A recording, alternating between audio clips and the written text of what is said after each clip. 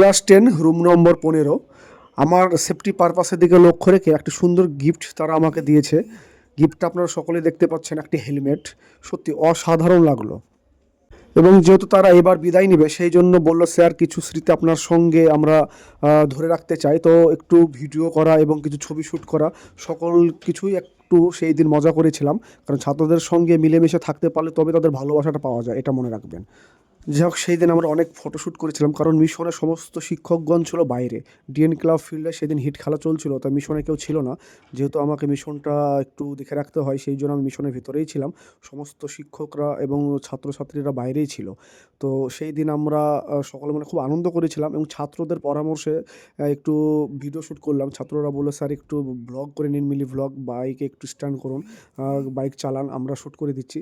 তো কী আর করা, যেই দিন সেই দিন হয়তো কেউ ছিল না, সেই জন্য একটু অবসর সময় একটু মজা করলাম।